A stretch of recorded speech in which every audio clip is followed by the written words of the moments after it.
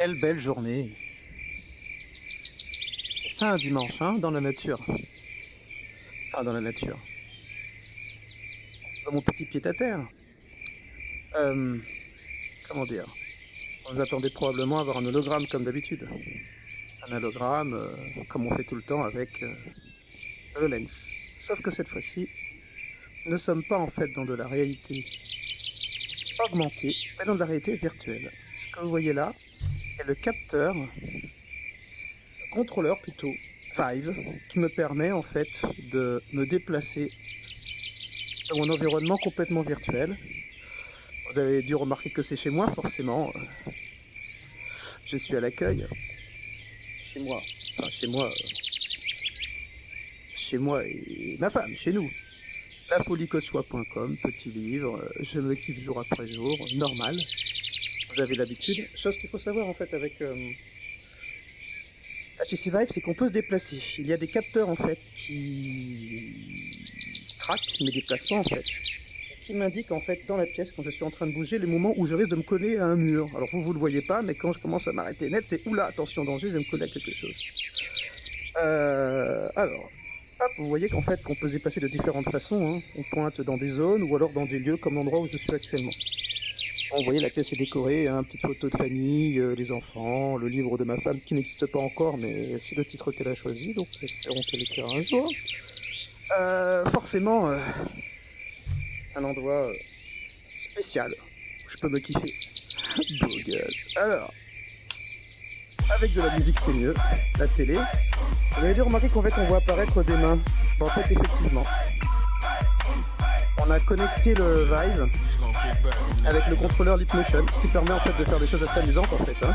Donc des fois vous avez des petites erreurs de capteur, vous voyez, hop, ah, voilà, il a tout repositionné. Mais en fait je suis en train de tenir le capteur de la main gauche, là de la main droite et tout fonctionne. Bon, on pourrait croire que mon appart se limite à ça, hein, mais en fait pas du tout. Il y a une petite fonctionnalité spéciale. Ici. Vous allez découvrir quelque chose. C'est quoi ce bruit? Vous allez découvrir la vérité. En fait, le fameux Tony Stark, il a pas inventé Iron Man. Il m'a juste copié sous mon nom Darkman. Ben ouais, c'est dur à dire. Vous voyez en fait la définition, on peut vraiment se déplacer autour du personnage, comme je suis en réalité virtuelle. De toute façon c'est beaucoup plus simple pour programmer que la réalité augmentée, puisque de toute façon j'ai pas de limite si ce n'est le fait de me déplacer. Attendez, je vais couper le son. Si ce n'est le fait que je suis obligé de me déplacer dans un environnement qui est complètement contrôlé, donc ça se programme en fait comme un jeu. Hein. Donc à partir de là, comme ça se programme comme un jeu, je peux faire tout et n'importe quoi. Là, ici vous voyez par exemple le 27TS, on recrute, évidemment on recrute des développeurs, des formateurs, architectes, des gens qui sont forts en programmation.net, mais pas seulement, parce qu'en dehors de Novensa TS, il y a également Novensia, on cherche pas mal de choses, hein, des ingénieurs Big Data, des personnes, des MOA, finance, assurance, enfin beaucoup de choses. La chambre, alors, petite fonctionnalité, puisque comme on détecte les mains, on peut se permettre de faire ce genre de choses en fait. Alors vous avez remarqué qu'en fait pourquoi, ça veut dire qu'en fait on est capable grâce à Leapmotion de détecter des gestes. Donc effectivement il y a ce geste là qui permet de dessiner ou de faire des formes. Dès que j'enlève ça disparaît. Mais on peut faire encore plus marrant. Alors je vais vous montrer ici. Non, plutôt là-bas. Hop. Parce qu'en fait il y a une petite fonctionnalité assez sympa. Qui est plus pratique que ce qu'a fait Vive dans sa démo. Monsieur Alain Bellu. Oui, bah faut l'appeler au 007 ou sur weekly.fr ou le livre de Mails Weekly. L'actualité autrement. Et en fait, la fonctionnalité, c'est celle-là. C'est que je peux écrire. Enfin, écrire. Pas seulement, hein, je peux dessiner dans un environnement de façon complètement autonome. Vous voyez qu'en fait, le dessin reste sur place. Ça veut dire que ça peut me permettre de faire en fait, un dessin en 3 dimensions sans aucun problème. Et le truc qui peut être assez marrant, c'est que ce dessin en 3 dimensions, je peux tourner autour. Ça veut dire que il est là, je le vois un peu partout sans aucun problème.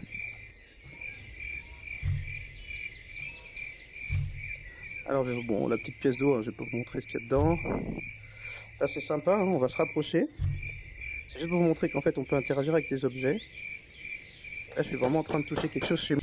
Oula! Désolé, j'ai refait une télétransportation parce qu'en fait, effectivement, ce que j'ai pas calculé, c'est que les murs me sont bien indiqués par le Vive, mais que mes mains, elles, elles peuvent se mettre à rentrer en collision avec quelque chose existant. Donc comme vous pouvez le voir là, je peux déjà me mettre à toucher les objets. Et même les balancer. Sympathique, non? Donc effectivement, hein, c'est quelque chose d'assez amusant à faire. Vous voyez qu'en fait, effectivement, grâce au capteur de la Leapmotion, en fait, on peut interagir avec des objets assez simplement. Hein. Donc là, je vais avec deux mains. Hein. Ah, toujours ma fonctionnalité de tracé qui est activée. Ben voilà, j'avais pas prévu la chose, mais pour le coup, parce que je suis en mode pinch. Le pinch, c'est lorsque je serre quelque chose. Et effectivement, j'ai fait qu'à la main droite lorsque je suis en train de serrer la main, se mettre à dessiner. Donc à partir de là, je vais faire quelque chose hop, comme ça. Wouh, oh, bref. Vous avez pu le voir, hein, c'est finalement assez sympathique. Alors qu'est-ce qu'il faut retenir de tout ça? Parce qu'après tout, c'est la bonne question. La première, c'est qu'en fait, le Vive nous permet de se déplacer dans un environnement qu'on crée entièrement. À la différence du casque de Microsoft, ça veut dire que là, c'est de la réalité virtuelle. On peut se déplacer de la même façon, mais attention, grand danger de se cogner sur les murs et de fracasser tout ce qui passe par là. Qu'est-ce qu'il faut retenir d'autre? En fait, vous savez maintenant la vérité sur Iron Man, hein, donc n'allez pas trop le répéter, mais voilà, hein, vous savez que c'est moi. Plus sérieusement, à coder, est-ce compliqué? Non, c'est tout aussi facile, du moins lorsqu'on utilise Unity, que de coder. Enfin, facile. C'est possible de coder pour le Vive comme on code avec le HoloLens. Attention, beaucoup de problèmes lorsqu'on programme avec une HTC Vive, hein, parce qu'en fait, ce n'est pas forcément stable. On se retrouve avec un système qui plante, on est obligé de rebooter, à installer, vous faut une carte graphique de la mort qui tue, plein de problèmes de connectique. Alors je sais, ceux qui seront fans vont me dire ah, c'est pas vrai, si, pour un programmeur c'est l'enfer. J'ai rebooté je ne sais pas combien de fois, je me suis couché, je vous explique pas mon week-end. En revanche, un truc qui est bien au moins avec le HoloLens, c'est que ça marche du premier coup, c'est que le casque est portable, j'ai pas un grand fil que je me trimballe partout.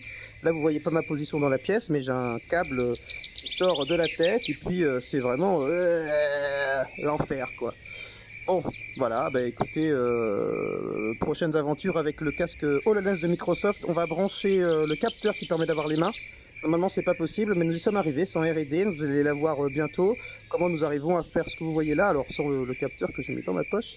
Nous allons vous montrer comment nous allons réussir à faire avec le HoloLens ce genre d'interaction. À tout au prochain épisode, au revoir tout le monde.